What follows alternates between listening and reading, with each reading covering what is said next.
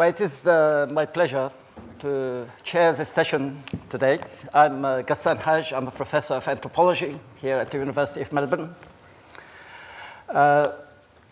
We are going to be discussing a rather lively, usually, issue, leading to many unreasonable modes of discussion all over the world, but hopefully we will be all very reasonable and civilized, but conflictual nonetheless, I'm sure. We have 4 speakers today, and I want to introduce them briefly. We have Professor Naomi Chazan. She is the Dean of the School of Government and Society at the Academic College of Tel Aviv, Yafo. She completed 3 terms as member of Knesset on behalf of the Meretz Party from 1992 to 2003. She served as Deputy Speaker and as a member of the Foreign Affairs and Defense Committee and the Committee on the Status of Women and others. She was widely considered one of Israel's most important legislators during that period, specializing in human rights, gender equality, and consumer affairs. She has had visiting professorships and fellowships at Harvard University and MIT, and has lectured at many universities around the world. She has authored 8 books, or edited 8 books, and many articles on the Arab-Israeli question and on Africa. And now she is also the president of the New Israel Fund. Until recently, she chaired the Association for Freedom of Religion in Israel. She is among the founders of the International Women's Commission for an Israeli-Palestinian Peace, the Israel Women's Network, the Israel's Women's Peace Net, the Jerusalem Link, and Engendering the Peace Process, and is active in a variety of professional human rights and peace organizations. Please welcome Professor Naomi.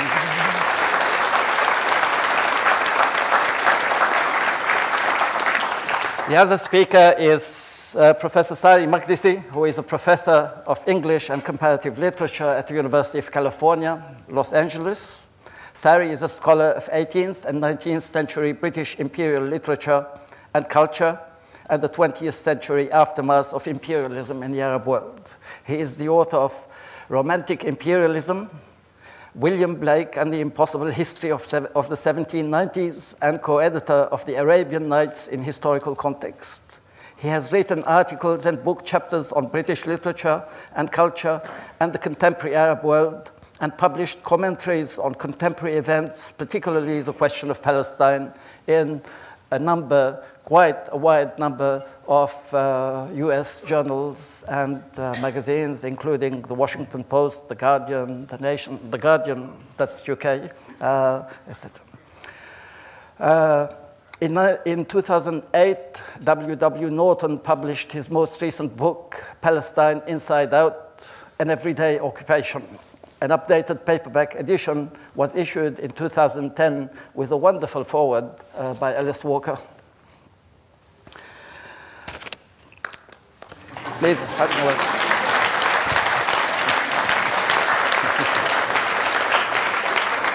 The third speaker is Professor Joseph Anthony Camilleri. He's a professor of international relations and founding director of the Center for Dialogue at La Trobe University. The author of some 20 books and more than 100 book chapters and journal articles. His recent publications include Worlds in Transition, Evolving Governance Across a Stressed Planet, Regionalism in the New Asia-Pacific Order, and the third one, States, Markets, and Civil Society in Asia-Pacific. Professor Camilleri is a fellow of the Australian Academy of Social Sciences and chair of the editorial committee of the scholarly journal Global Change, Peace and Security. He serves on numerous international boards and advisory councils. He has researched, lectured, and given evidence to government and other inquiries on issues of governance, human rights, cultural and religious dialogue, development, environment, and security. He is the recipient of several national and international grants and awards, including the Order of Australia Medal. Please help me welcome.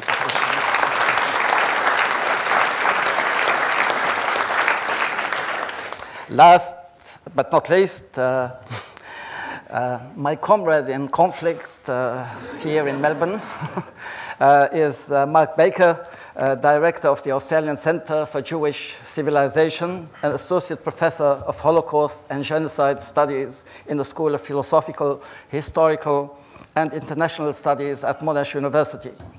For more than a decade, he taught at Melbourne University and lectures widely in the fields of Holocaust and genocide, the Arab-Israeli conflict, and terrorism in modern conflict. He is the author of the prize-winning book, The 50th Gate. He received his doctorate at Oxford University and was twice a fellow at the Hebrew University in Jerusalem. Please welcome Mark.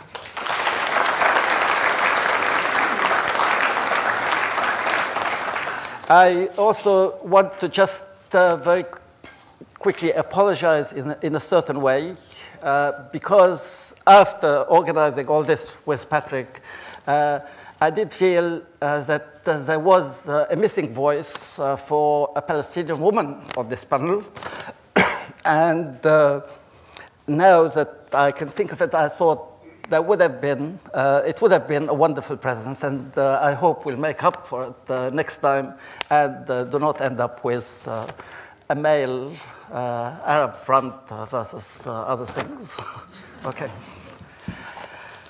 Now, I'm going to try and start by introducing what we are talking about, which is, I think, is difficult, because I wanted to start by just writing one simple paragraph about what the Arab-Palestinian conflict is about. And it was very clearly an impossible task. Not just impossible to actually write it in a paragraph. You can say something in a paragraph, but it's impossible to try and be kind of floating above everything and give this kind of paragraph. But I have very opinionated speakers here, and I'm sure they will correct me wherever they think I went wrong in telling you the story of exactly what happened in Palestine on that fateful day in 1948.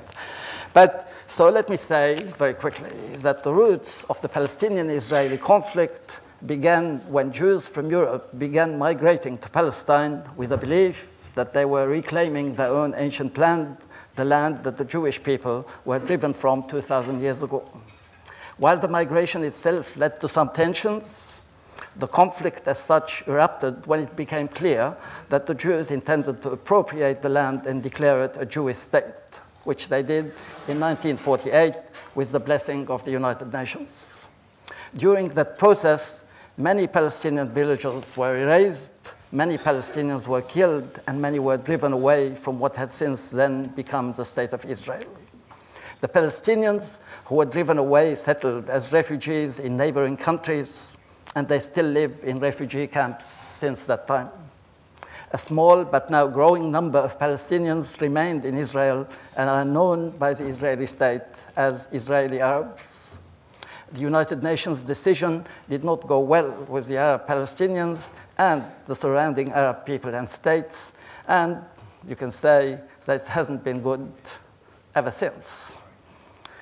Nonetheless, over the years, positions have evolved.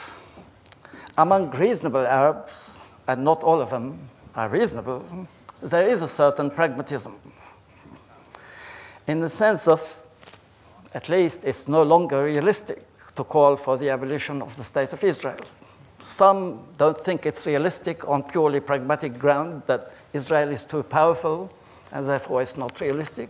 Others see it on human grounds. People say, whatever was the process of making the State of Israel, now you have Israelis born in Israel, and so it's not realistic to call for the abolition or of of an organized Jewish presence in Israel. Now, among reasonable Israelis, and again, not all of them are reasonable, there is an acknowledgement of the Palestinian question, the need for Palestinians to be part of a state and for a resolution of the refugee question. So what is fair? What are the possibilities? What kind of outcomes? This is very hard to determine, and hopefully that's what we are going to be talking about today.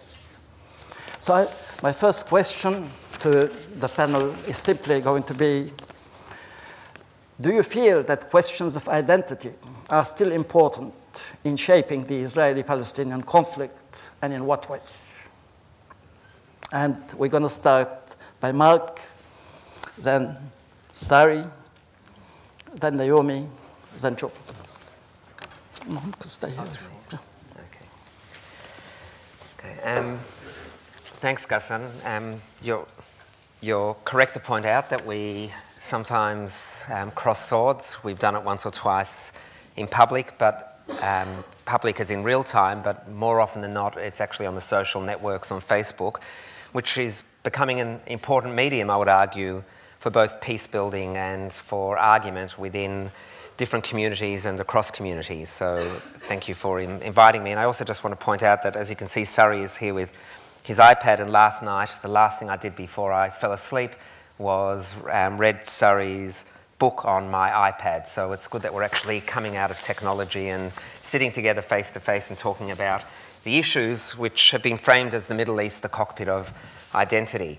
And we might have been better served by calling this session the Middle East, the cesspit of identity, because I think we have to dig very deep into the role that identity plays in this region. And I think we should begin by acknowledging that one of the reasons we're all here today, and one of the reasons why in a festival of ideas which is talking about genetics and Australian identity, and could have talked about any other conflict zone. It might have talked about a conflict zone in the Middle East, and in talking about the Middle East, it might have chosen to focus on Egypt, on Libya, on Syria, on any other country, or it might have looked to Africa, it might have looked to the Congo, where up to 5 million lives have been taken, and yet we seem to come back not only to the Middle East as the arena in which we're asking questions, but also particularly within the Middle East to the Arab-Israel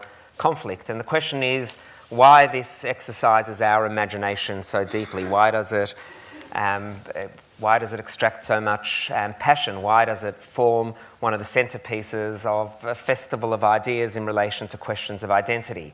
And so what I want to start off by suggesting is that the questions of identity relating to this conflict don't only relate to the protagonists, but it touches upon the identity of most people sitting here in this room. This region would be the most narrativized, I don't know if that's a word, narrativized, overdetermined, identity-infused region in the world. This is a place that goes by more names in history, I think, than any other country in the world. From the origins, it has been called the land of Israel, the land of milk and honey, the promised land, Zion, Philistia, Palestine. All of these different names suggest a history, and it's a history that carries many stories, and not just many stories, but probably the grandest stories that really intersect through all of us, stories that have been told through the Bible, stories about the sacrifice of children and the rebirth of children, stories about the home place of God and the death of God. And so, as such, it isn't surprising that the question of identity hangs so deeply upon this region and really cuts through so many of our own stories. So the question is, how do we deal with this surplus of story, this surplus of memory? And I want to suggest that there is no meaningful way of forgetting, and the real question is not, can we forget or should we remember, but how do we remember and what kind of memory do we create from these places? And so there are several things I want to say about that. One is that I don't think it's an option to liberate ourselves from identity. You know, there's one often hears, and I hear this often in discussion with you, that there is something anomalous, for example, about a nation state that claims to be the homeland of the Jews. And I think that there is something anomalous about singling Israel out as having a nation state that claims an identity. I mean, even in the most neutral of countries, and I think we're blessed to be living in one of those countries where identity tends to be very thin. You know, we've just been the recipient this last few days of a long weekend, and that long weekend disguises beneath it a whole story about not just the Queen's birthday, but an imperial past that tells a story about the meaning of what it is to be Australian. It tells a story about identities hanging off Australia, and it also suppresses stories. I mean, our own flag has the Union Jack, which is really the symbol of patron saints, and we know what isn't on the flag, and therefore the story of an initial encounter of settlement which led to the suppression, if not elimination, of a part of Australia that we need to tell. So all countries have identities, and somehow this notion that identity is something we should surrender, or that Israel is guilty of holding on to an identity in its national structure, I think is in some ways racist in singling Israel out for that purpose. We're living in a world now where, despite the European Union, despite the globalisation of the world and the levelling of identities, which is a product of globalisation, nonetheless, there is a fragmentation of nation states into their core ethnic components. Now, is that a good thing or a bad thing? It's something that is happening as part of globalisation, and I think one can safely predict that in the next 10 years we're going to see not a decrease in the number of nation states in the world, as utopian as it might be to long for that world that has no borders or boundaries, but in fact we're going to see an increase of nation states, and particularly we're going to see that happening as a product of the Arab Spring. And so to me the challenge isn't should there be identity states or not, but the challenge is how do states that have dominant stories, as Australia does, dominant ethnic minorities, treat its minorities? How does it build a democracy? How does it weave into those states a story that can present a humane and compassionate form of equality? And I think that is a challenge that Israel is confronting, and it's a challenge that in recent days I'm increasingly troubled by in not meeting what I would expect Israel to do in accordance with its Declaration of Independence, but it is also a challenge that will be faced by Palestine. So the last thing I just want to say by introduction is that the real issue is not the question of identity. The issue is the negation of identities and the delegitimizing of identities that goes both ways. And to me, the only possible way forward in this conflict is to follow through a solution which is perfectly obvious. It's a two-state solution that recognises the legitimacy of both the stories and narratives that are a product of history and understandable in their historical context, that will create two nation states with minorities on both sides, called Israel and Palestine. There'll be connections between those states. I can't predict the future of those states or of any state in 50 years or 100 years, but I think we all need to let go of this game of insisting that the other person's narrative and the other person's claim to statement is illegitimate. And that is happening on a political level in both ways, and it's happening also in the discourse around these two identities. And so I want to make a plea, in a sense, for all of us to acknowledge the identities and to find the ways that we're both entangled but distinct, and to respect that the states that we establish, Israel and Palestine, won't exhaust people's aspirations for land outside those states, but nonetheless will fulfill, in the current scenario, the most peaceful way of building a just system of reconciliation. Thank you, Mark.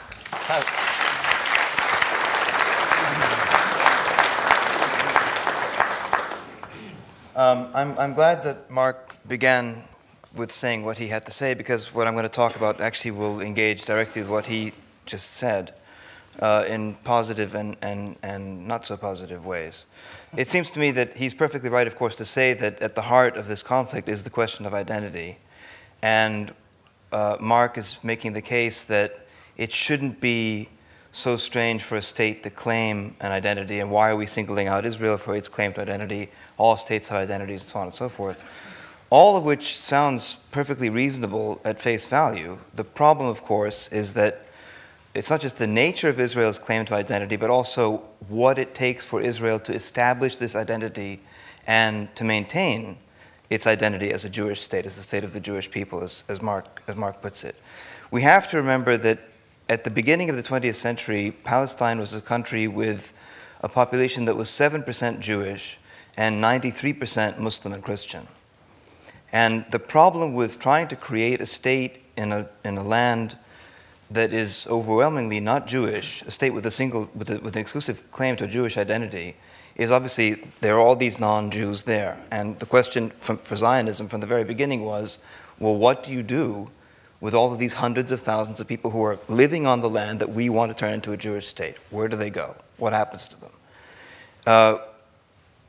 Part of the problem here, and it's something also that Mark touched upon in the beginning of what he was saying, was that this land has always historically had many identities. He talked about many of the names people have used historically to refer to the land, and that precisely makes the point that this is a land that has always had many identities. The problem with trying to say, okay, from now on this land is going to have one identity, is that the many have to go. You can't have both many and one. It's got to be one or the other, just sort of practically speaking. And in fact, at the beginning of the Zionist program in the early 20th century, the 1920s and 30s onwards, really, it was perfectly clear to Zionist leaders that in order for them to create a state with an exclusively Jewish identity in a land that was not historically exclusively Jewish, most of the non-Jews simply had to go. And they were forced to go in the 1948 war, actually from beginning before Israel's actual formal declaration of independence.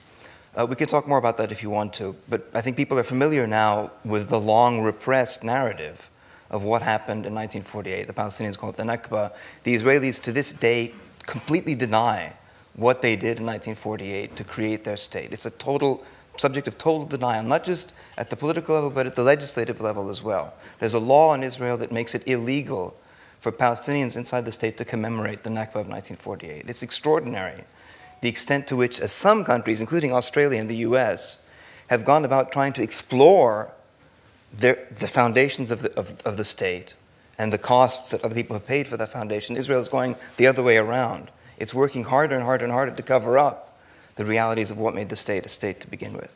That's 1948. In order to maintain the identity since 1948 and to keep this focus on keeping a monochromatic identity in a polychromatic land, Israel had to engage in a three-way system of exclusion and apartheid. The Palestinians inside the state, who comprise 20% of the population of the state, face an extraordinary system of negations as Palestinians inside the state. Israel, because it is the state of the Jewish people, does not claim to be, let alone actually act as, the state of its citizens. It is the state of people, most of whom don't actually live there, formally speaking. What that means is there's no such thing as Israeli nationality as such. The state recognizes the national identity of each of its citizens by saying, this one is a Jewish national, this one is an Arab national, this one is whatever, not Palestinian national, of course. What that means is that Israeli citizens are not treated all equally by the state. There's a differentiation that the state makes according not to citizenship, but to national identity. We could talk more about this if you want to, but it has a direct equivalent. It's a direct equivalent, I think, with one of the main pillars of South African apartheid, the Population Registration Act, which I'm happy to talk about more in detail if you'd like me to. The point is that the denial of Palestinian rights inside the state is fundamental to the state's Jewish identity. For example, in terms of access to land, Palestinian citizens of the state face formidable legal obstacles to gaining access to land. Since Israel was founded in 1948, not one single new Palestinian town or village has been allowed to be created inside the state. There's massive overcrowding in Palestinian towns. What that means is that Palestinians are always looking for places to live inside their own state in a land which had, of course, been entirely their own. And the state doesn't allow them. Not only that, but Palestinians are, for the most part, not allowed to live in what are officially recognized as Jewish community settlements, which comprise most of the land inside Israel. They're barred from access to the land, in other words. And in fact, about 10% of Palestinian citizens of Israel live in villages that predate the existence of the state, but their existence is not recognized by the state. What that means, these are towns and villages that have no water supply, no roads, no streets, no mail service, and so on and so forth, even though they all predate the state. These are all citizens who are meant to be treated equally. That's inside the state. The people in the occupied territories, as you know, the Palestinians are fundamentally also disenfranchised and kept under a severe set of restrictions on their everyday lives. And finally, of course, the Palestinians, most Palestinians, the ones who are in exile, the ones who were expelled in 1948 in order to clear the ground to create a Jewish state, have not been allowed to return. And the reason why they're not allowed to return is because their return would, again, threaten Israel's claim to an exclusively Jewish identity. So the problem isn't the claim to identity. The problem is the mechanisms that that claim fundamentally requires, has always required, and will always require Israel to maintain in order to secure its claim to an exclusively Jewish identity. Thank you.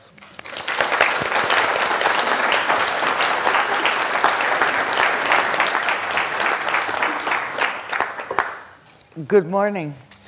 As you can imagine, our issues are Palestinian Israeli relations are very emotionally driven issues with, I would contend, very rational and just and equal and universal and humane solutions. I was born and brought up in Israel. Despite my horrible American accent, I apologize for it, and still live in Jerusalem. I only have one passport. My parents came to Palestine at the time, in the late 1930s, with a long history and also with a dream. The dream was to enable Jews, for the first time in 2,000 years, to live as a free people in their own country, and with a view, and this is tremendously important because it is often forgotten in these conversations, to allow Jews to develop their personal freedoms and to recognize, acknowledge, and live with themselves and with the other. In other words, to develop a society based on the values of justice and equality for all, which are embedded in the Israeli Declaration of Independence.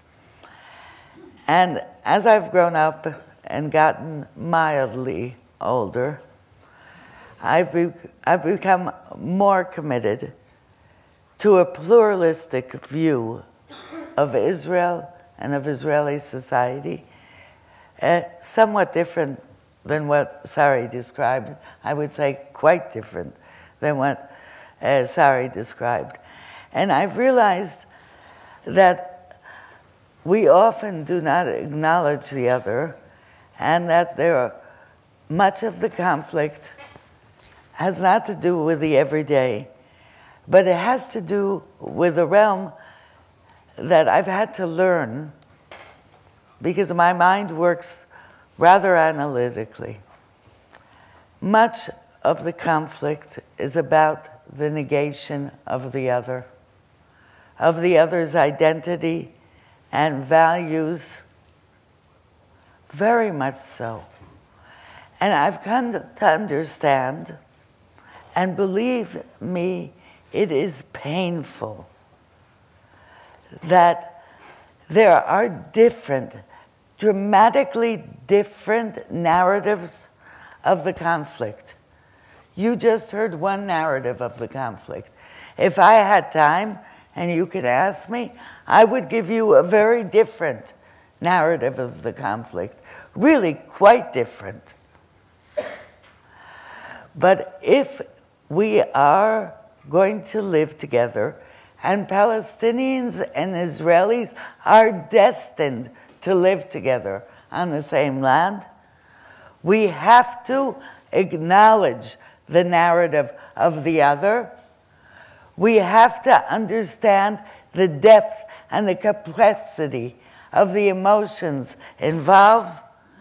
And we have to reaffirm the basic universal value of equality, which I believe that today can only be achieved through the collective self-determination of the Palestinian people alongside the collective self-determination of the Jewish people, and hopefully, I fervently, if I dream and pray for something, it is that both societies are multi-ethnic.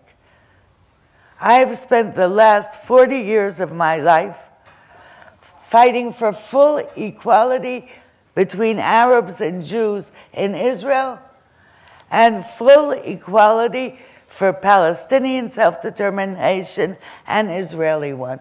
No people is going to be free. None of us are going to be free unless we acknowledge the other, respect the other, and provide the other political rights.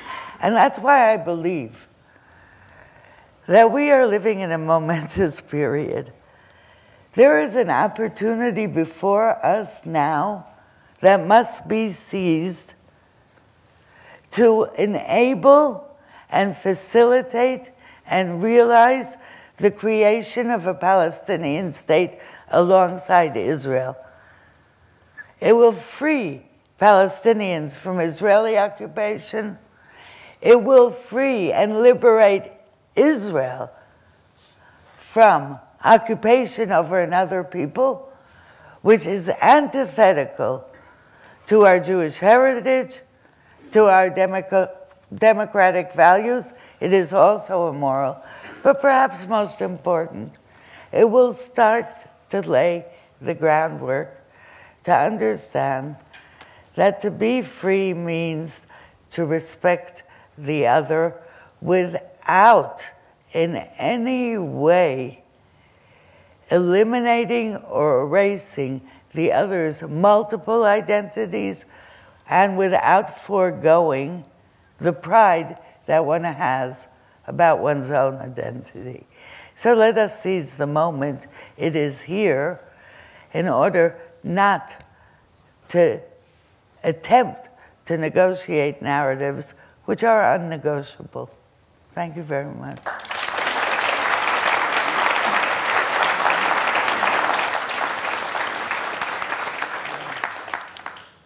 Okay, Joe. Thanks, Ghassan. The problem, of course, of coming forth in a panel is that a good deal of the ground has already been covered. But let me begin by saying that the question of identity in the case, or opposing or conflicting identities in the case of this particular conflict, is of necessity one that has extraordinary international resonance, and for a number of obvious reasons.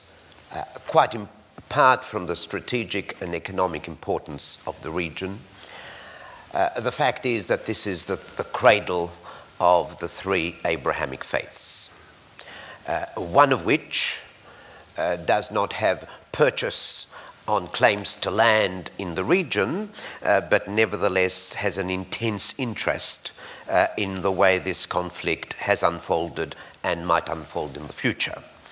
And when we speak of the Christian world, we are, in a sense, speaking of the Western world, though much of it has assumed a secular profile as time has gone on. But there is no question that the identity of the West itself, both Europe and North America, and to a lesser extent the other bits of it like Australia, does bear a significant relationship to the conflict. But it's not to those identity questions that I will focus. Like the other speakers, I want to focus on the issue of identity as it has manifested itself for the protagonists in this conflict. And there are two competing, as we've been told, I think, in one way or another, we have two competing and in some cases contradictory narratives which help to shape and give content to the identity as perceived by each.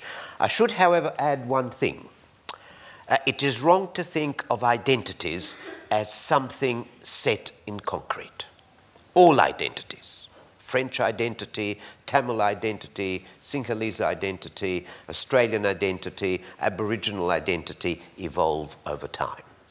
So we've got to understand that how identity may have been understood in the 40s, of more than 60 years ago, may not necessarily be the way it is understood now, or indeed the way it will be understood in the future, on the part of any community. And the other thing that's worth remembering is that no substantially large community, which goes into the millions, is likely to have a monolithic view of its own identity and its own narrative. And this clearly applies both to the Jewish community and the Palestinian communities, both in the region itself and in their diasporic manifestations. Well, let me just say a word or two about each as I see it and some of the implications. For Israel, I think the key to the identity is the notion of return from exile. And all kinds of religious, cultural, and political arguments have developed which encapsulate this strongly, passionately held commitment to the return from exile, which has a history going back more than 2,000 years. But how does this express itself? It expresses itself as the search for a home that is physically based in a specific territory. So territory is terribly important to the identity. Territory as the key to identity, and for that matter, as the key to security, because the territory has to be made secure in order for identity to be preserved and nourished. So the Israeli state and those who support it are committed to legitimizing claims to the land, and in some respects, and this varies of course, because as I've said, the communities are not monolithic, to a greater or lesser extent, discrediting, demoting, marginalizing comparable Palestinian claims. And that is seen as the key to identity and the key to security on which identity depends. This in time creates some contradictions. Because if you try as a way of ensuring security, given that your security is in fact threatened by what others, your neighbors, your Arab neighbors, say and do, there is the temptation to expand the territory, to create buffers. But on the other hand, you're committed to a Jewish state, and if you expand it too much, then you weaken the majority.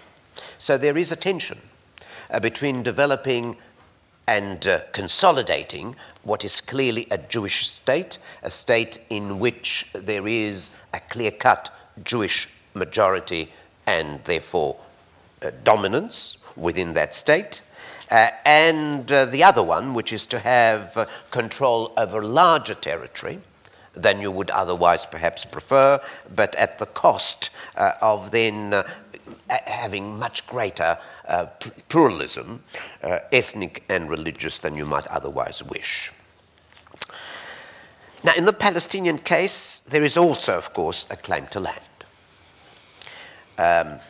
And this has a particular added dimension in the case of the Palestinian case, in the sense that we've seen large numbers of refugees from the 30s, 40s and onwards, various waves.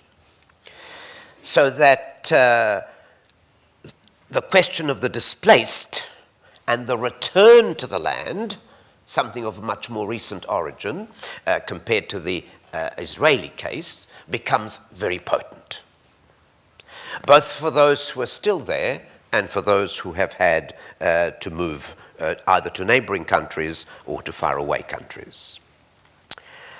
For the Palestinian identity, being part of the Arab world since biblical times is an important part of that identity. The connection to the land. It has all kinds of, again, cultural and religious dimensions, Arab attachments, Muslim attachments, although there are also important secularizing tendencies as time goes on. So that in both cases, identity revolves around self-determination, which has a relationship to territory and a relationship to statehood. For the Palestinians, this requires justice, and justice born of what has been experienced as humiliation. For the Israeli state, it has to be based on security born out of fear. And it is these two competing identities and narratives that have, over the last 60 years, led to politics of inclusion and exclusion. And the question remains, and is the critical question, to what extent is it feasible that both, and it has to be both, will in future gradually learn to adopt and develop the politics of inclusion as opposed to exclusion. Thank you.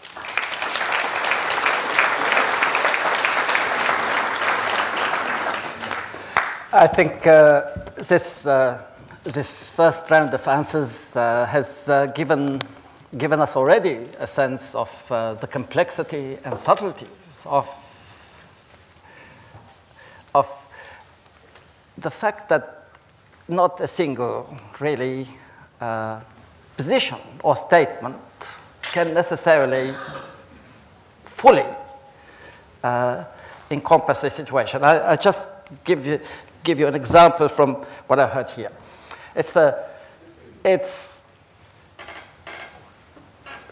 One can make a statement on identities that is very egalitarian, and yet some people will come and say, well, actually, all this nice thing about recognition is just to hide the fact that at the core of the problem is injustice to the Palestinians. We don't want recognition, we want to solve. We don't want you to be nice to me and me nice to you. I want you to solve the injustice. And so some people will use the niceness of the other and claim that that niceness is actually political in its essence. This is an example of what makes. Another example is Mark, whom I promised I will reply a bit on Facebook the other day, so I will, involving the issue of why do we always pick the question of Palestine, Israel, to discuss, as opposed to others. And I think it's a very fair question. I say, why is it that way? However, when we start asking that question, say, why is it that you're picking only Israel? The question is suspicious when it is only directed at picking at the state of Israel when there's a critique. For instance, I did not hear anyone complain then when the Australian Parliament decided to celebrate the anniversary of the Jewish state. Nobody came and said, hey, that's racist. Why are you picking up on the state of Israel and celebrating the birthday of the state of Israel, and you haven't celebrated the birthday of the Congo? So I acknowledge the question, but I think one of the interesting issues that it raises is how and what context certain good arguments are deployed, but end up being not what they seem to be. Okay. Just a short response to the last thing that you said. I wasn't complaining about why. When I talked about Israel being singled out, I was talking about it being singled out for specific things that are shared by all countries, namely culture and dominant identities. But my argument is that exactly what you're saying is that the question of Israel and Palestine exercises our imagination because it is a narrative that runs through all of us. And one of the things that deeply concerns me, I'm going next week for the 4th time to Rwanda. I'm taking a group of 30 students. It deeply disturbs me that the narratives around Rwanda and around the Congo don't have the same allure. If we would show as much passion and concern for these countries, then that genocide would never have taken place. And so it's a question that I'm asking rather than something that I'm apportioning blame to. Which leads me to the other issue I'd like now to raise, which has to do with the fact that precisely one of the characteristics of this debate is its incredible internationalization and the fact that it affects our lives everywhere around the world more than any other conflict in some ways. And so part of this internationalization has to do with the existence of a Jewish and Arab diaspora, and the fact that the diaspora itself helps the circulation of this political question. So my question is, what do you think has been the effect of this diaspora on the conflict? And in what way you think the diaspora can help in reaching a solution? So I will start with Joe. Thanks, Ghassan. Well, as I think you've just mentioned, the diaspora in both cases has played, and no doubt will continue to play, a very important role. It's a very important role in relation to either the nature of the conflict, the impact it has on the conflict, and at least potentially the contribution the diaspora might make to the eventual, if not final resolution, then at least partial settlement of the conflict. And to, I think, make sense of this, we need to remind ourselves of the dimensions of the diaspora in both instances. In the case of the Palestinians, there are approximately somewhere between 3.5 and 4 million Palestinians in the occupied territories, West Bank and the Gaza Strip. There are another 1.34, perhaps a bit more, Palestinians within Israel. That would bring you to about 5 million, give or take. But there are more Palestinians outside of this region, mainly, of course, in neighboring Arab states, with Jordan having by far the largest number, Jordan alone probably over 2.7 million. And then smaller numbers in other Arab neighboring countries, including Syria, Lebanon, Saudi Arabia, and several others. And when it comes to the Jewish population, again, the worldwide Jewish population, and they're roughly comparable, these two, estimated to be somewhere around 13 to 14 million. About 5 million, perhaps a bit over, in Israel itself, and the rest, somewhere around 8 million, give or take, in different parts of the world, primarily in North America and Western Europe, but with significant communities in parts of Latin America and, of course, Australia included. But these are different communities, different diasporic communities. By and large, with some exceptions, the Jewish communities, especially in North America, Western Europe, and Australia, are relatively well established, relatively comfortable, and in many cases, quite influential. Quite influential. In the case of the Palestinian communities, By and large, they are refugees, with some exceptions. They have enormous difficulty establishing any rights, whether as citizens of the country to which they've moved or as refugees. Their conditions are much less comfortable, politically unstable and volatile. And very often further movements are required after the first country to which they've moved. Because many of these countries themselves, the ones that they've moved, Arab neighbors, are often unstable. So a number, of course, have just had to leave from Libya most recently, and this has happened before in other cases. So while the numbers and the sheer geographical spread has a certain comparability, the actual location and the lived experience of the two is quite different. But yet both are very important. In the Palestinian case, the diaspora is very important because it is central. It is seen by one of the two sides, at least, as central to the conflict and to the resolution of the conflict. And that's normally encapsulated by the principle of the right to return, which means millions in principle.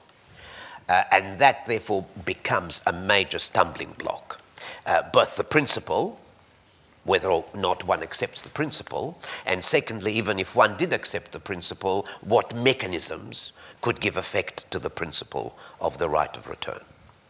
So that's a major issue. The internationalization of the conflict becomes one of the factors that makes the conflict more difficult to resolve than it might otherwise be.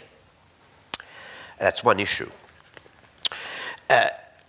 In the case of the Jewish communities, as I was just saying a moment ago, many of them have very considerable influence and have been played a substantial role. We don't necessarily want to say, or I don't want to say, as some have argued in the literature, that it's been the decisive role, but they've played a significant role in influencing the policies of major Western governments in relation to the conflict. And so to that extent, therefore, the diaspora, if for no other reason, are important to the conflict.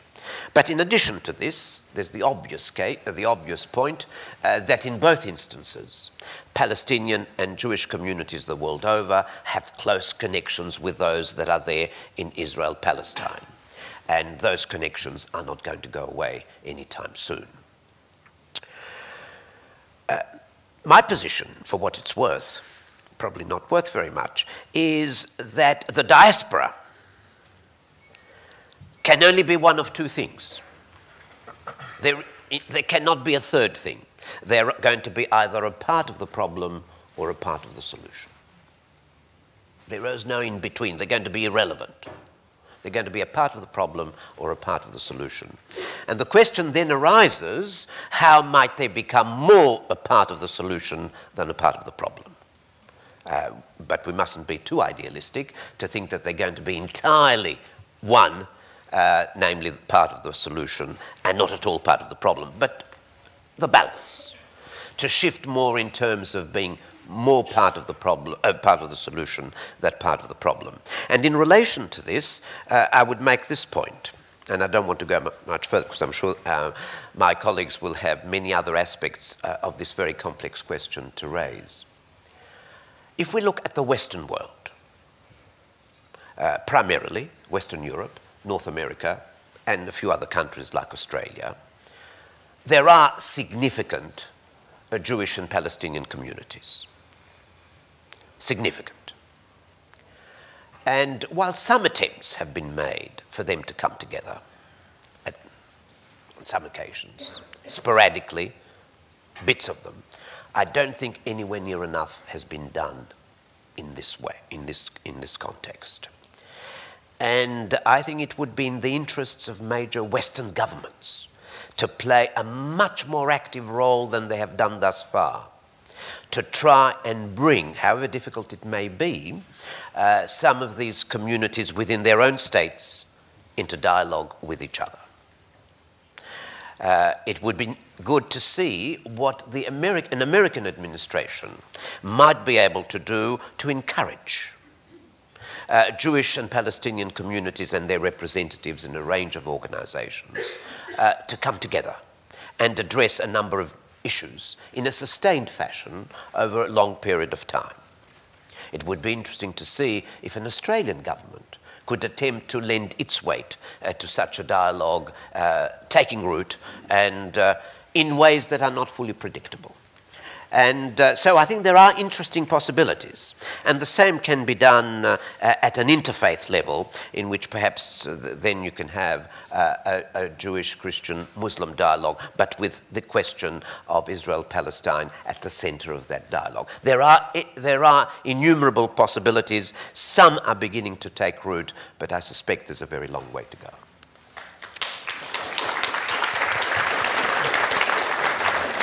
Naomi.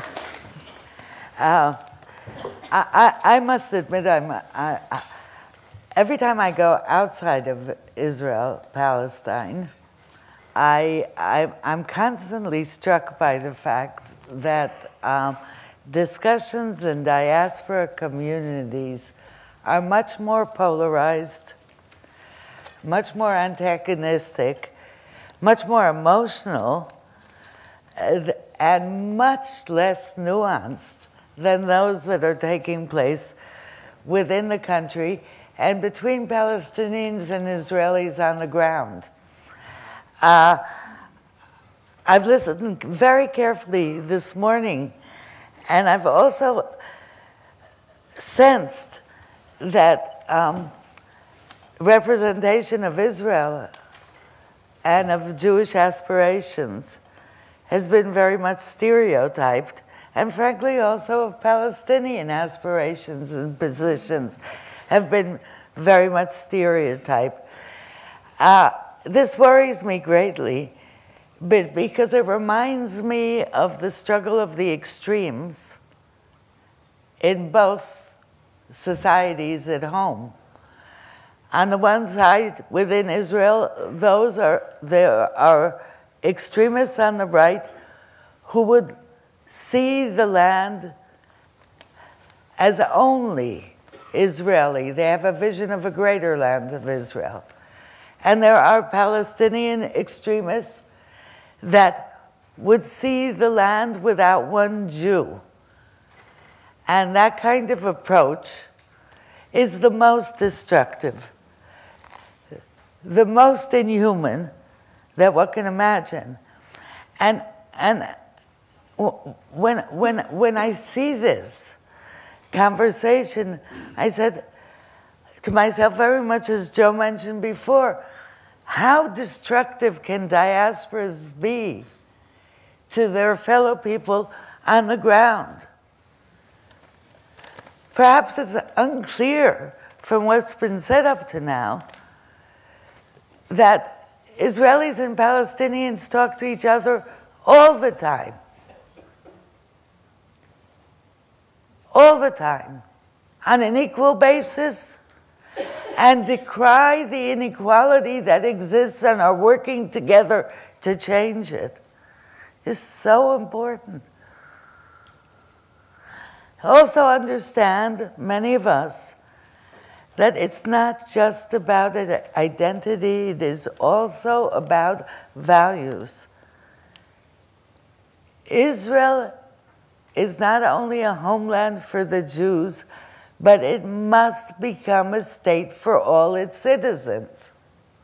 And that means full equality. Sorry, I agree with you. For all its citizens.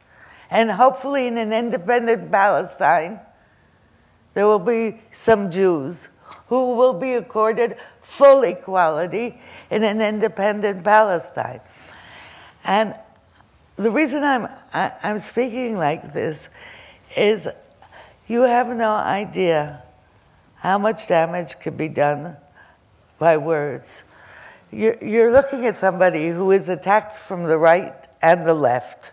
I feel like I'm being squeezed from both directions, depending who my audience is. Constantly. And constantly, because I emphasize the fact that human problems can be solved by human beings, and that is the best way of protecting one's being and one's identity. Diaspora conversations within each community and between diaspora communities have to be conversations. They have to go the range that you find at home. And it really is important, because I think the more we know each other, the less we demonize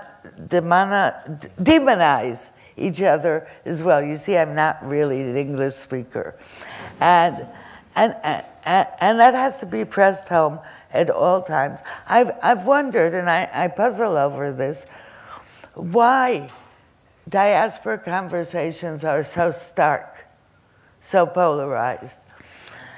I think because people outside try to contribute to their vision of the most important point, but not to everything else.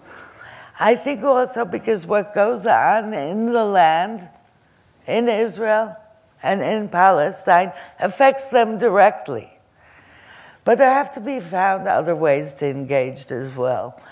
I'm the president of the New Israel Fund, which is a progressive foundation that has virtually single-handedly, initially, now no longer has to do that, jump-started progressive civil society in Israel, because we believe strongly that democracy has been the source of Israel's survival to date, and that it is the key to securing its future.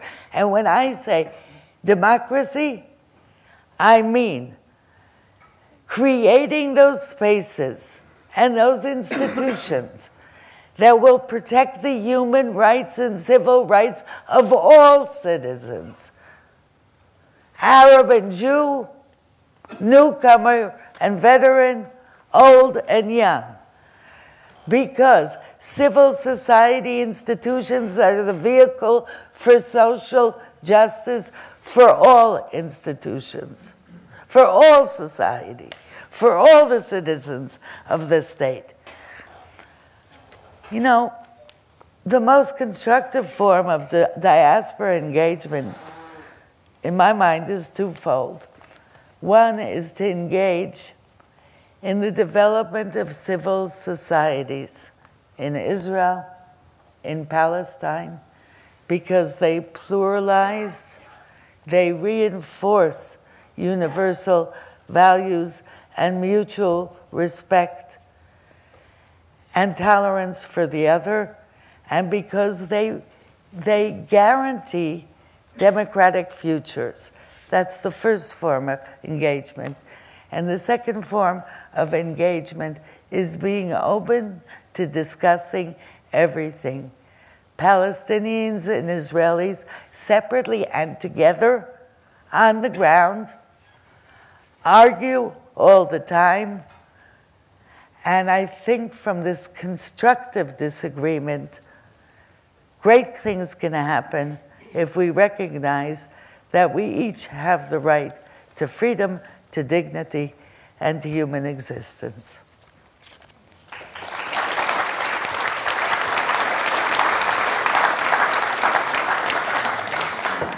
Sir. There's a lot to be said. It's been put on the table already. So let me begin by saying, personally, I'm not a politician. I'm a scholar, and that's my approach to this kind of question. So, and I'm a scholar in particular of literature, and hence automatically of language and narrative and this kind of thing. So the first thing I want to say is that it's interesting to hear about a discourse of narrative and rights and recognition and mutuality and so on and so forth. But it's to me, as a scholar, it's extraordinary that this fine-sounding language can be so utterly separated from a material reality to which it doesn't actually correspond. I mean, this to me, Now, I mean, you could say, well, that's because you're a literary guy and you're obsessed with language and reality and so forth. And maybe that's the case, but I think it's extraordinary, really, truly extraordinary. I'll get to the question of diaspora in a second, but I have to say that, first of all. The second thing I want to say is that Naomi talked about her American accent and her attachment to the land and so forth. I don't deny, personally, I'm just me, I don't stand for anybody other than myself, but I don't deny her right. The problem is that if she looks at my family, will the denial be there or will there be an acceptance as well? My mother was born in Talbi, in what's now West Jerusalem. Now, my father-in-law, Michael, was born in Jaffa. I have uncles who were born in Shafa, Amr, and Haifa. I have my grandmother's from Nazareth. These are all inside the state of Israel.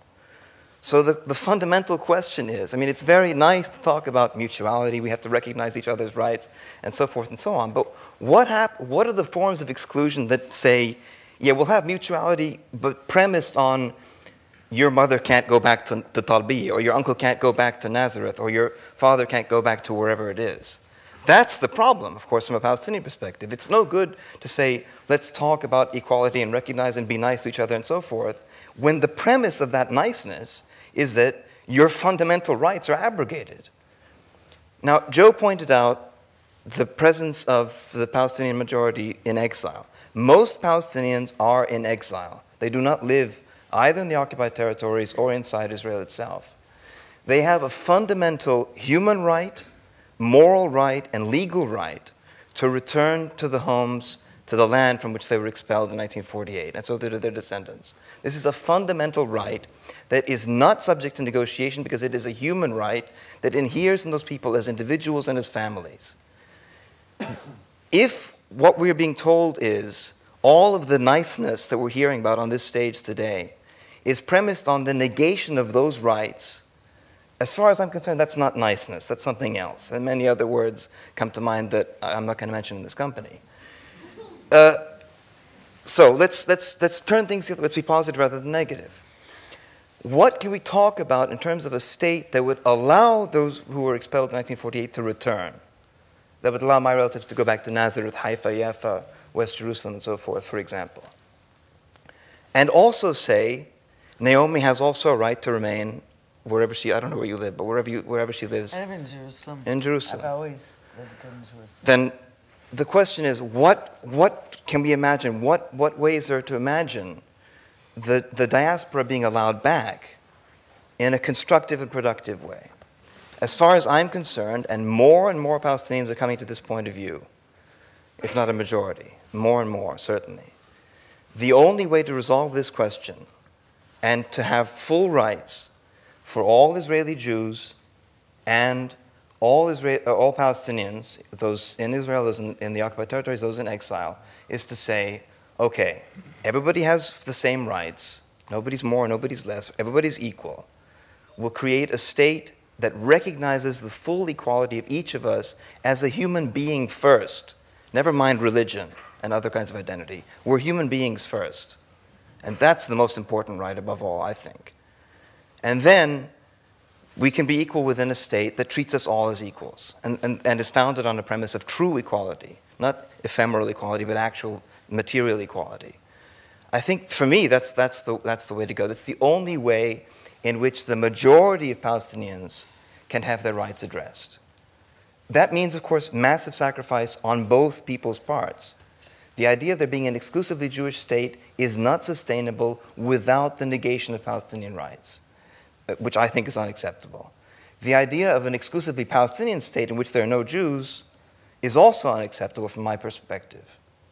So we have to get rid of those two forms of, you can call them extremism if you want, and find a way of mutuality. Mutuality is one of, you find modes of self-determination that don't rely on the state form as the avenue to self-determination. There are many other ways of achieving self-determination without a state that's exclusively yours or his or hers or mine or whatever. And the last thing I want to say has to do with the question of diaspora communities, both the Jewish diaspora and the Palestinian diaspora. And finally, the question of narrative. I want to come back to that one last time. On the question of narrative, actually, let me just say this quickly. It's very, very easy to say, well, he said and she said, and you have a narrative, but I have a narrative, and so forth. But again, this is a university we're sitting in. And many people in this room are scholars. And there are rules according to which you can define narratives in academic scholarship. You can't just create a story and say, that's my story, it's equal to your story. All academic historians of this struggle, of this conflict, have agreed on the basic lineages of what happened in 1948. Well, the question is whether it's right or wrong or good or bad. That's another issue. There's plenty of disagreement. But the basic contours of what happened are not subject to dispute. We know what happened in 1948. It's not just my story as opposed to somebody else's story.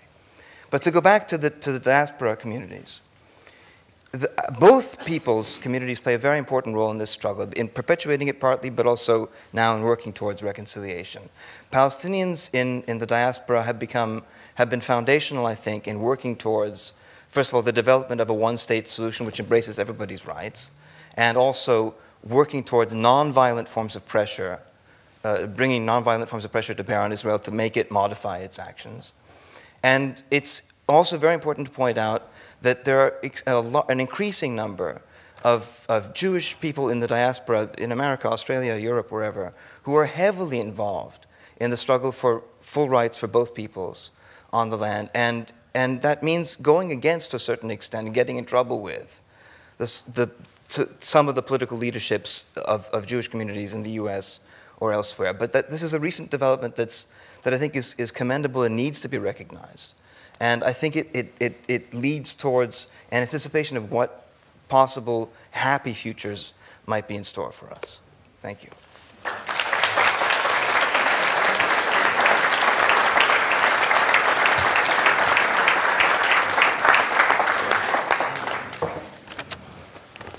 Okay. Surrey in particular has raised a lot of points that I'd like to address. And there's a lot that I agree with, but there are some fundamental things that I disagree with, and that lie at the heart of our differences, and at the heart of this conversation about the nature of identity. On the question of narratives, I think that the notion that narratives are contradictory, that one has to stand and hold one narrative as opposed to another narrative, is not conducive to any future, to any solution. I hold, and I'm implicated as a Jew, as somebody who is connected with Israel, by the narrative of Israel, by that narrative of Jewish nationalism, by a narrative that was a product of 19th century nationalism, of deep ancestral yearnings, and of developments in the 20th century. That is one narrative that I hold by and that expresses the values of Jewish self-determination in a state that, as I've argued, is not anomalous in terms of the identities of different states throughout the world. And it's a narrative that in some ways existentially defines me and also challenges me. I don't see any contradiction by being implicated in that narrative, but also acknowledging and feeling implicated and entangled in the kind of Palestinian narrative that has been presented. Now, I'm past feeling that there is a narrative competition. I'm past feeling that I have to choose. In fact, the deeper I delve and go into my Jewish narrative, the more I'm prepared to embrace a Palestinian narrative, the more I'm prepared to acknowledge the impact that the establishment of Israel had on Palestinians. Now, I'm an historian, and I know that that story of the displacement of Palestinians is a very complicated one. I know that Israel is deeply implicated in it, but I know that it also isn't as unilateral as you've suggested, but this isn't the time for an historical argument. What's important to me is how does one find a solution built on justice that will allow this region to live in peace now while also acknowledging this very heavy moral burden of history. Not how will we live in 100 years' time. I mean, if you think about Australia, it has taken Australia 200 years outside a conflict to even begin to think about an apology. And that apology came not freely, not easily, it hasn't even been implemented, but it came as the result of years of political bickering. And it's taken 200 years. It took America even longer to evolve from its democracy into something else. So what my concern is, who are we now and what can we create now?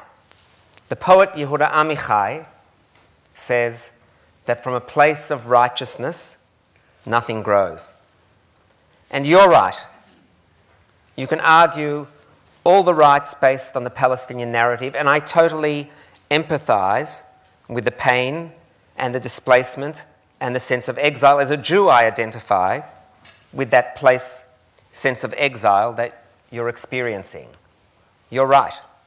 I also believe that the state of Israel also stands in a place of righteousness and embodies the fulfillment of centuries of exile, which in the 20th century turned into a story of elimination. How do we reconcile not those narratives, but some kind of arrangement of coexistence that will stop bloodshed and that we can live by?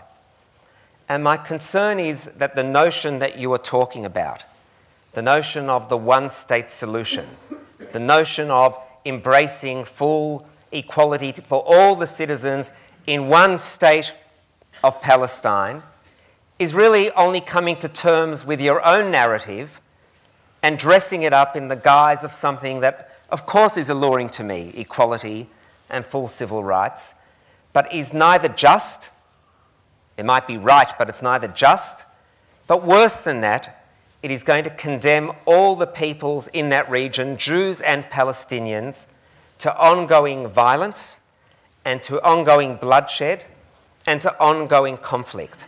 Right now, what I believe is needed is a clear willingness to let go of this sense of righteousness and to be able to acknowledge that the establishment of borders between two peoples and nation states that fulfill the rights of self-determination, in which all peoples will make compromises and which all people will accept openly the injustices that were done by history at the hands of Europeans in both cases, but also at the hands of each other. And what I think is missing more than anything are two things. One, there is a danger that we are all polarising our discourse, our language about this, and just asserting our own story at the expense of the other. But worse than that, what is missing, and I see this, I mentioned the story of Rwanda, that I'm going there. What is missing is a leader who is prepared to speak authentically, openly, without this feeling of needing to score points, without this feeling that we need to win. I don't want to win anymore. In my diaspora, I don't want to win. I'm engaging my own community in conversation and also with Palestinians, and I don't want to win the argument. I want to find a way that we can talk to each other that is no longer polarised, in which we're not all standing on our sense of righteousness and triumph, and that we accept that at this point in history there is an opportunity that is still there to build a future basis of coexistence that will lead to a very different kind of history and a very different kind of arrangement and different forms of identity in the future that I can't predict and don't want to solve now, neither for Israel nor for Palestine, and not even for Australia or any other part of the world, because we're all entering into an unknown future of globalisation that no one can predict.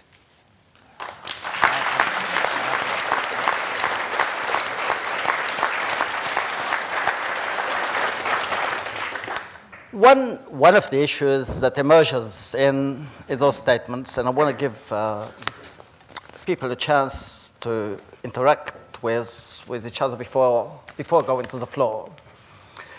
One of the statements, in a sense, as a kind of like anthropological realist, when I hear Sari say, a state where everyone recognizes everybody, etc., I cannot help but say, well, why, since, give me an example where Christians and Muslims, etc., in the Arab world are living happily together. It seems like a realist will tell you the tendency seems to be towards ethnic exclusivism and hating the other. So why do you want to advocate at the very moment where all these tendencies are showing in the Arab world? Why do you want to advocate a state where these tendencies will simply activate on each other? And likewise, I mean, I don't, when Mark would say, I believe this and I believe that, but the fact is that the dominant party elected by the state, by the Israeli population, the prime minister can't even acknowledge the fact that the West Bank can go to the Palestinians. He has problems actually saying these are the borders of the state of Israel. This is the dominant party that Palestinians voted for. So they voted for Hamas, which also doesn't acknowledge. So just go, all of you, and say, how is that? How does it relate to say, I believe this, with the fact that on the ground things are looking pretty gloomy, and the dominant parties are the parties of excess and extremism.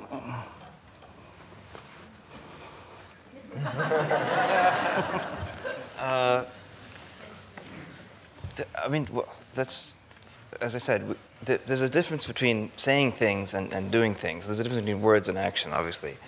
I think what it's, I'm trying to think of the one thing I want to say in the little time I have in which to say it. 1 minute.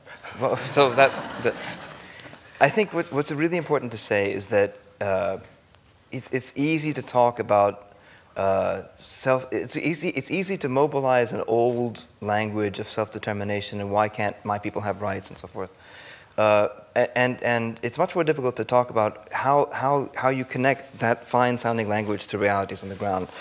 When, for example, we're told, why don't we just draw a line and say, well, on this side of the line there's this people, on the other side of the line there's the other people, and then everybody gets their state and everybody's happy. And the point I've been trying to make, which I haven't heard either of my interlocutors in this panel respond to, is yes, but what about the fact that if you draw that line, let's say on the 1967 borders, and there are 1.5 million Palestinians inside the state, right? How can you reconcile the fact that the state is now supposed to be the Jewish state with the fact that there are all these non-Jews still living inside the state who are now 20%, 10 years, maybe it'll be 30%, 40%, 50%. At what point does it become a problem that there's this percentage growing within the state, first of all? Second of all, what about the human right of those people to return back to Nazareth and Haifa and Jaffa and so forth, West Jerusalem, and actually East Jerusalem for that matter? What about those kinds of rights? How do we connect a fine-sounding language to a reality on the ground of human lived interactions? For me, the way to do it is to say, we can't look to the old narratives of state formation from the Westphalian period or whatever. We have to talk about a new way of inventing a new state form that does, in the face of seeming adversity, say this is the premise of beginning with equality and justice. There aren't other states that are founded on that premise in the Middle East. There just aren't any, right?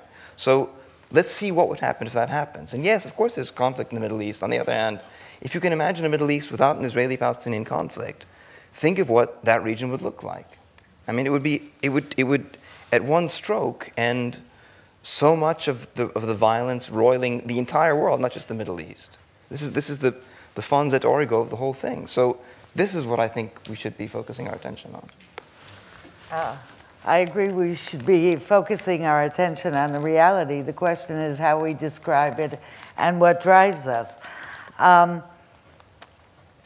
It's been suggested that the approach I've proposed, I've submitted to you of of mutual understanding sounds very nice, but it's not real. It doesn't relate to material reality. Well, quite the contrary. I think, by the way, I spent my entire life as a scholar, but I did take a break to become active on a formal political level, to advance and do something about the ideas that were generated in the university.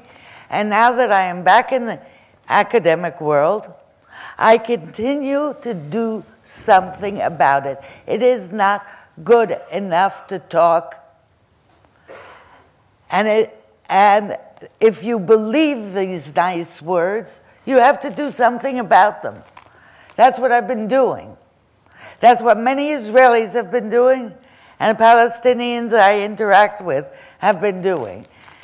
And that is also rigorous scholarship, but it is indeed also vigorous attempts by human beings to improve their lot.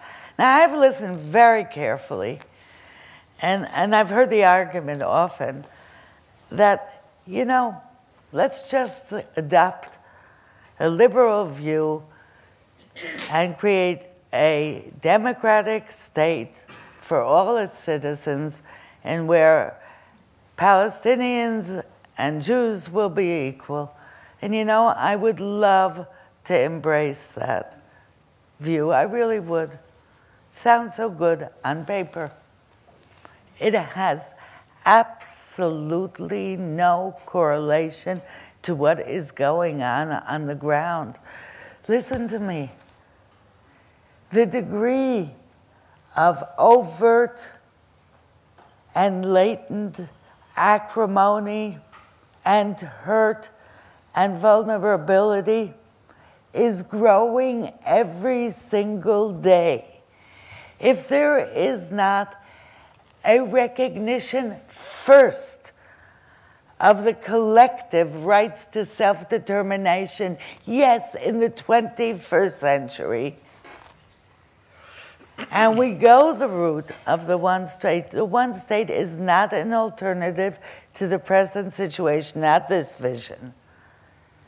This vision tomorrow will lead to increased hostility, to increased violence, to human catastrophe, that if the problem is not resolved on a communal level first, will bring such suffering to both peoples who have suffered enough already. I feel almost driven, really, to say, let's get real here. Maybe one day in the future, it will be possible to find ways to interact and engage amongst individuals as well, better than has been done lately. Maybe.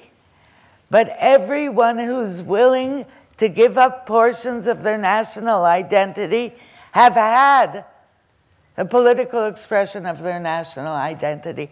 I find it rather ridiculous, but very telling, that I am advocating here a Palestinian state alongside Israel, a Palestinian state alongside Israel, in order to establish and entrench the dignity of both peoples.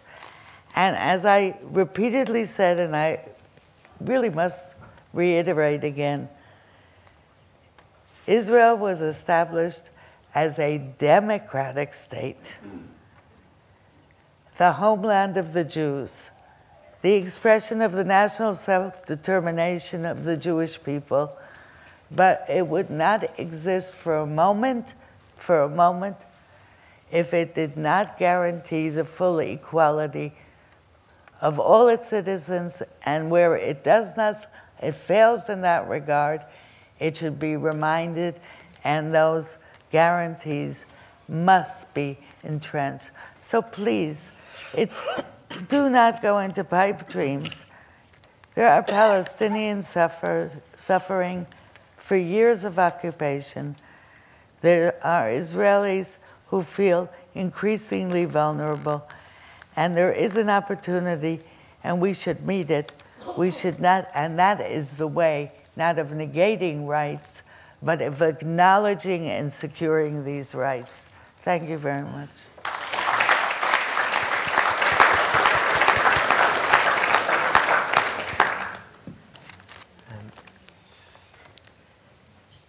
I mean, once again, there's this sense of not taking any responsibility for one's own language and continuing to put everything on one side, and that's a concern. I'm frankly tired of the inauthentic conversations that I feel that I have to have often with my own community who are living by a paradigm and won't admit to the injustices of the occupation, who won't admit to the injustice of a situation where Palestinian statehood hasn't been realised. And I fully acknowledge that. I fully acknowledge that the settlement policy has proved to be not only an obstacle, one of the major obstacles to peace in the region, but makes the realisation of Palestinian statehood difficult, and that is one of the reasons why within my own community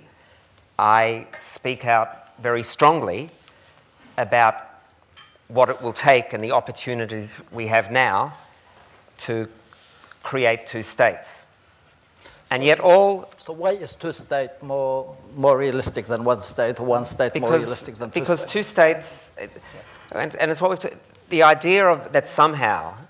So this is where there is no acknowledgement, and part of it is, I'm not saying is all coming from a sort of inability to acknowledge the narrative of what established Israel, and I do see that inability still to acknowledge that, and in that there is a grave injustice that only one side of the story can be told.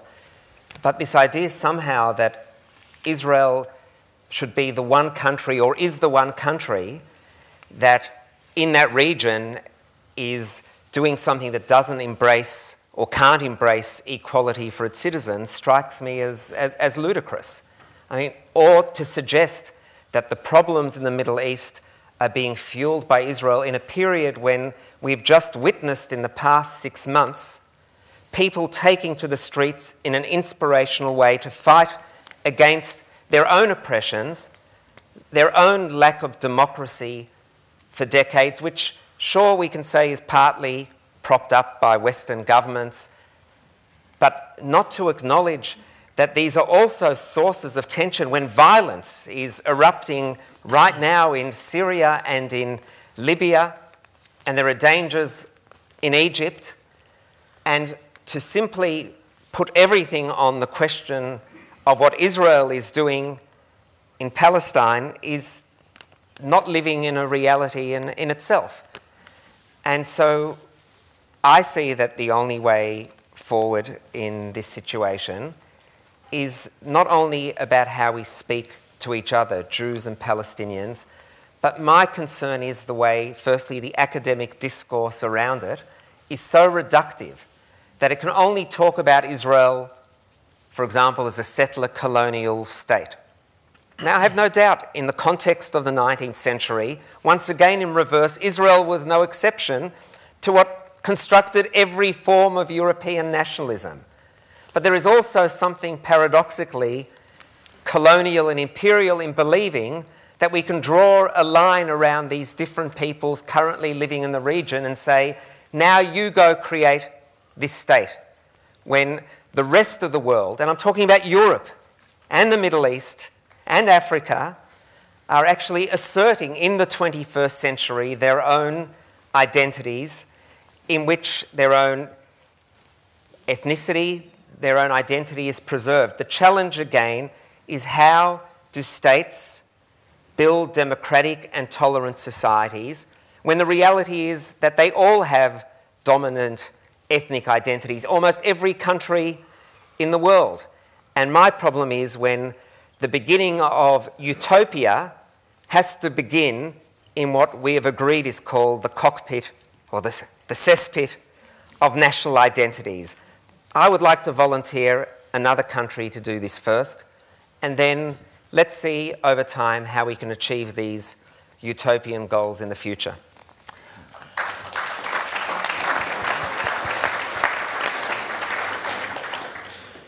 I think what we're hearing is, in part, the one state versus two state solution, which, by the way, does not, in my view, exhaust the range of possibilities, but that's by the by. There is a danger, I think, of becoming so engrossed with the specificities of this particular conflict and to lose sight of certain similarities with others. They're not the same, but there are interesting similarities. It seems to me, if, for example, you're to look at India-Pakistan prior to partition, and you were to try and situate yourself again in that moment prior to partition, I would think the jury's still out. What would have been a better outcome? What would have been the best outcome? What I'm trying to say is that it's not a question, should India and Pakistan have remained together as one state, or better still, should India and Pakistan form the two states that they have been since? Either solution, political solution, can still coincide, be consistent with enormous amount of conflict, either within the one state or between two states that have been formed. So the question of whether you have one or two states is not the final solution of the conflict. The question is how two communities can see each other as coexisting.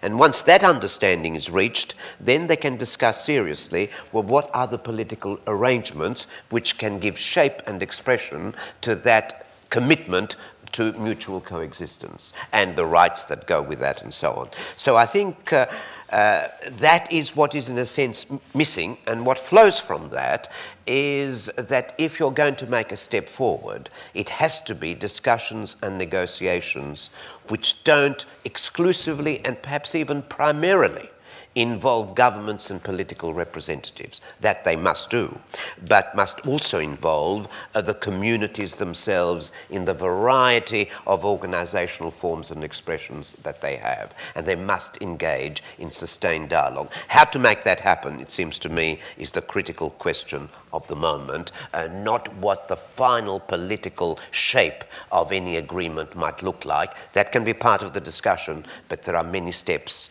in between that must require urgent attention.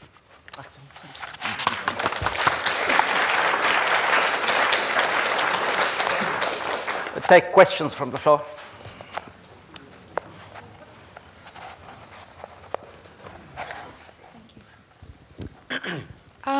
I think everybody on the panel agreed that we should strive for equal humanity, and that is what the Palestinians are asking for. But I would like to ask,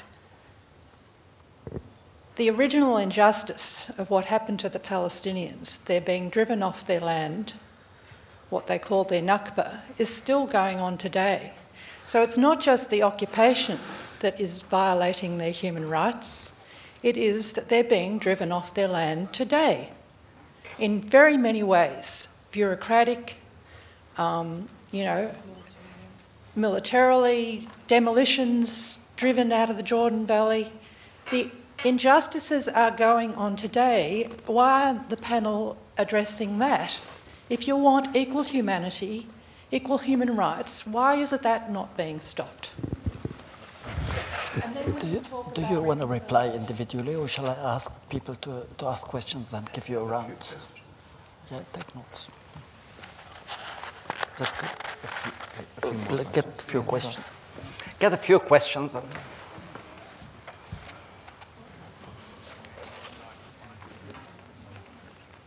I think what the problem is, especially if we are looking at from the perspective of the 21st century, is that we have got these essentialist views of nationalism. Now, if you look at the creation of the State of Israel, it was a very essentialist position that has prevailed. If you look at the present government in Israel, it's pursuing a policy, or rather a program, which was put forward by the right Zionist Jabotinsky. And it's doing that in a very efficient way, where it's actually, I think one of the questioners asked, it's expanding continually. Now, I happen to come from a Holocaust family, and I have been very critical throughout my life of what has been going on to the Palestinians. And I think there are other forms of Jewish identity that can be taken up. And I think one of the major issues on the part of people who are living in Israel at the moment is to try to dissolve this essentialist form of identity. And I think what Joe Camilleri was saying was very apt.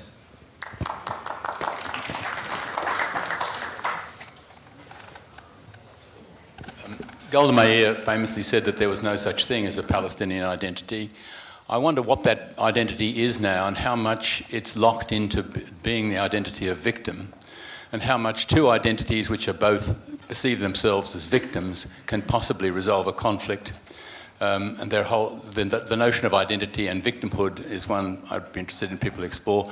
And a cheap follow-up question, but does any member of the panel really believe that within their lifetimes there will be a two-state solution based on the 1967 borders with appropriate swaps? I think the discussion actually has a bigger perspective, and it has a lot to do with the Holocaust. Because Jews who suffered from the Holocaust, and my parents were amongst them, came out, those who survived, came out saying, never again. And so when they established themselves in Israel, the policy has been, never again will this happen to us. Jews have been used to being regarded as nothing, worthless, thrown into mass graves. So they have a great difficulty in seeing the other. For years and years and years, they have been enclosed in ghettos and they don't see the other. Where I live in St Kilda, people don't see me as a Jew. And I'm very, very pleased to hear Sari's comments, because we have to talk about what's happening on the ground now, that parts of East Jerusalem are being bulldozed. I mean, what is supposed to be a Palestinian state is a whole lot of Bantustans, and without any possibility of a real state existing. And dialogue cannot happen unless it's between equals. One final question. Thank you. Just taking Sari's point of views on language, Naomi's about action and Mark's on narrative. As a filmmaker, story is something very close to me. And I couldn't agree with you more that a reversal of narrative is kind of what is required. And the power of multi-platform storytelling to help facilitate that could indeed be a very powerful solution to some of these ideas. And as this is a festival of ideas, I'd just like to leave with a quote from Salman Rushdie, who says that those do not have the power over the story that dominates their lives to retell it, rethink it, challenge it, deconstruct it, joke about it as times change, are truly powerless. And I would suggest that we need to empower ourselves by telling those reverse narratives. And the power of the internet is a very powerful force to do that. Okay, I think we'll have a round of answers for a couple of minutes each. The questions that come up, I mean, they're very different, and they're all worthy questions, and we're probably not going to be able to get to all of them, or to each of them specifically, but let me try and get to them as a sort of package. And they have to do with the question, first of all, of rights and the connecting language back to reality, and second of all, to ways of imagining alternatives to what's going on. It seems to me that on the question of rights, I think what's fundamentally important is to note that Palestinians have, as I said, more and more of them are moving towards a position that says we embrace your rights. We are no longer trying to say we want an exclusive state that's only Palestinian. What we want is a state that includes everybody. That's it. And I still find it extraordinary to be told or to hear that Jews or Palestinians are these sort of anomalous people who can't have democratic rights because they're not used to exercising those kinds of rights, or you don't understand there are primitive tribal feuds that go on. You can't give these people rights. To me, that just doesn't make any sense. People in the world are basically more or less all the same, I think. And rights that work for one people should work for another people too. And it seems to me that it's really important to note that there have been many places of conflict in this world, beginning with Europe, let's say. The U.S. as well. I mean, any countries any places had various forms of conflict. To say that conflict can't be resolved, or that conflict is bred and dyed into the wool and can never be adjusted, is, I think, it just doesn't make any sense to me.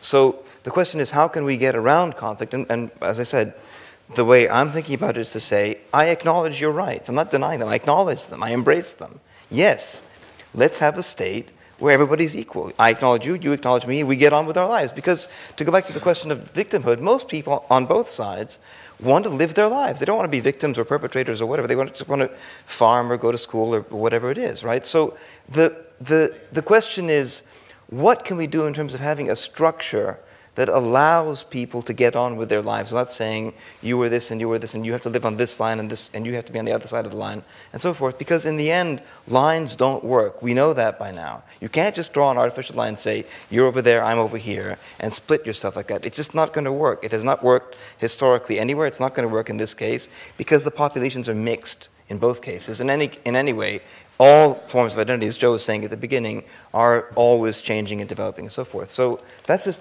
what it seems to me, is that we have to find a way to get beyond this the dichotomous way of thinking about this conflict and moving towards a situation where people are allowed to be human beings first and foremost, and building a state on that basis rather than on exclusive forms of identity that are inherently premised on negating the other.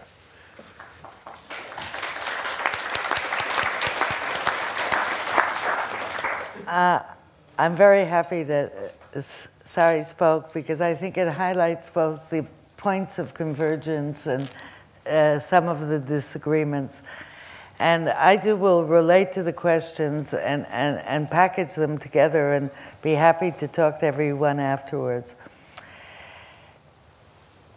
The situation in the past, the circumstances of the creation of the State of Israel, actions since then, present-day policies, are things that concern of us all, and many of us have spent a lot of time actively trying to rectify, although you cannot always rectify past historical injustices.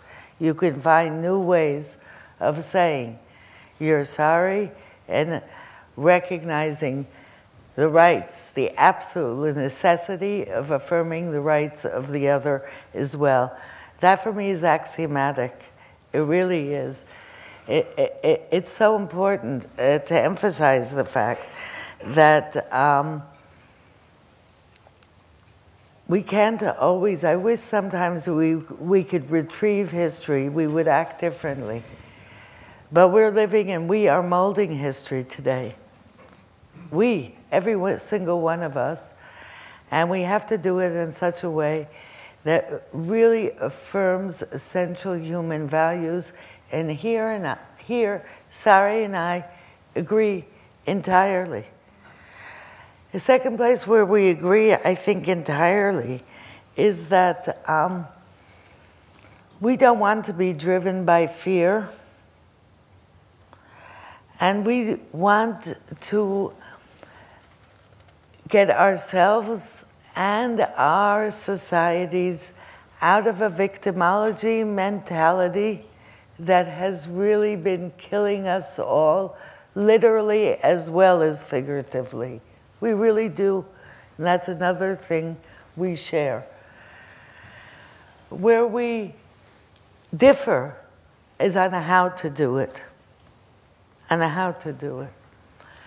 And Sari is suggesting a very enticing view of individuals living peacefully together, and I will buy into that utopia, but I have to get there first. And I don't want it to go through one more moment of bloodshed or of violence if that can be avoided. Terrible things have been done on all sides. They can be averted.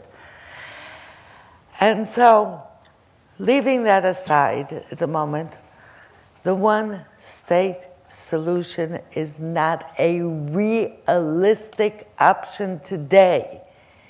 It is a destructive one.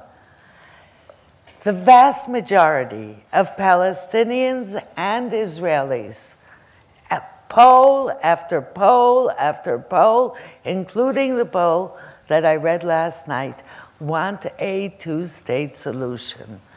And therefore I address your question directly. Do I think it will happen in our lifetime? I think, just like the fall of apartheid, just like the Good Friday Agreement in Northern Ireland, it will happen sooner rather than later. I'm beginning to think that if we are all reasonable, it can happen in the next year, very, very quickly, because both sides are weary of the conflict. Both sides understand that a two-state solution is the first step in real human reconciliation. And the truth of the matter is that when you know it can happen and you want it and the means are available and the international community is supportive, it is doable. So yes, I don't live in a world of illusions, and it's going to happen.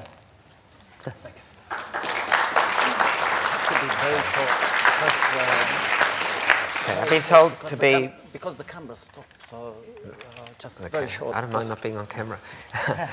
Just very briefly, I just want to reiterate as well that I think that there is a solution that can be achieved and that there is an opportunity now to do that. The problem is that we're all still talking on different pages and that there is a language that is being used that is called the one-state solution that is, and that is using particular tactics that further polarize the sides, that isn't conducive to bringing about that solution. And what I believe we need to do is all engage in a solution that is realistic. The international community needs to engage, the quartet.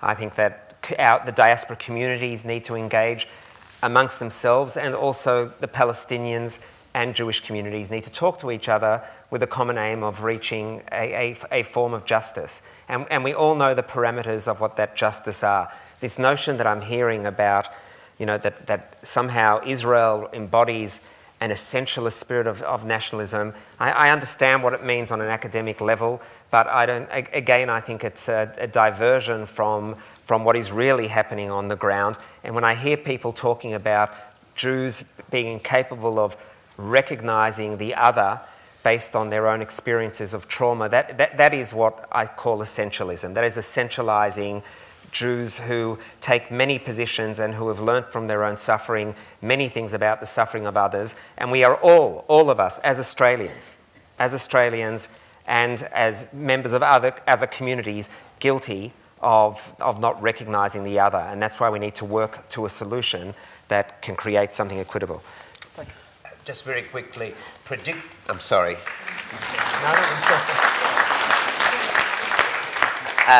Predictions are odious at the best of times, but probably I think there will be some kind of political agreement, probably sooner rather than later, which is not to say that it'll be a good political agreement, but there'll be a political agreement of some kind within the next 5 to 10 years, I'd expect. The question is the criteria by which you judge, one, whether any agreement is good or bad.